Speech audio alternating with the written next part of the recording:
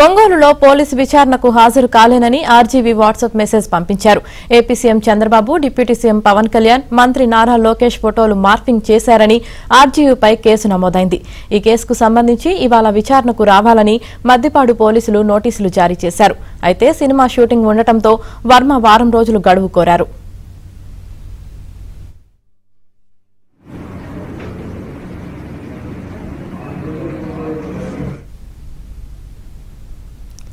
Ram Gopal Varma WhatsApp message కి పోలీసుల నుంచి ఎలాంటి స్పందన లభించలేదు. దీంతో రామ్ గోపాల్ వర్మ తరపున లాయర్ శ్రీనివాస్ కేసు విచారణ అధికారి సీఐను కలిసి వారం రోజులు గడువు ఇవ్వాలని రిక్వెస్ట్ చేశారు. సినిమా షూటింగ్ కారణంగా రామ్ గోపాల్ వర్మ విచారణకు హాజరు కావడం లేదని చెబుతున్న న్యాయవాది శ్రీనివాస్ తో మా ప్రతినిధి Venkatrao face to face.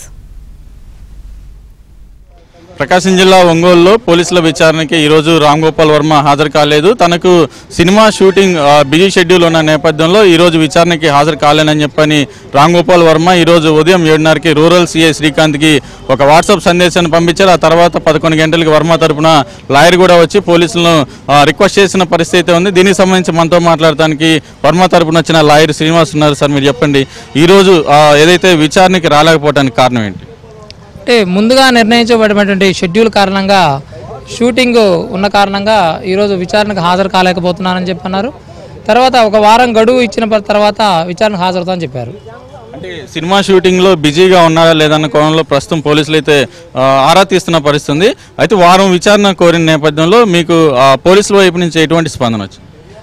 Police వారు మేము ఇచ్చిన అర్జీని తీసుకున్నారు, దాని మీద నిర్ణయం తీసుకుంటామని తెలిపారు మాకు. అంటే మిమ్మల్ని డైరెక్ట్గా రామ్ గోపాల్ వర్మ కన్సల్ట్ చేశారు, లేకపోతే లోకల్గా ఉన్న వైసీపీ నేతలు ఎవరైనా కన్సల్ట్ చేశారు? రామ్ గోపాల్ వర్మ గారి బంధువులు మమ్మల్ని ఆథరైజ్ చేశారు. ఆయన తరపున నన్ను రిప్రజెంటేటివ్గా ఆయన ఈ స్టేషన్కి అటెండ్ అయ్యి రిప్రజెంటేషన్ ఇవ్వమన్నారు. అంటే రామ్ గోపాల్ వర్మ గతంలో వైసీపీ ప్రభుత్వంలో అప్పుడు ప్రతిపక్ష పార్టీ నేతల మీద విమర్శల మీద ఇప్పుడు కేసులు ఎదుర్కొంటున్నారు. మీరు స్టేషన్కి కూడా వైసీపీ నాయకులతో వచ్చిన విమర్శలు ఉన్నాయి, దీన్ని ఎలా చూస్తారు?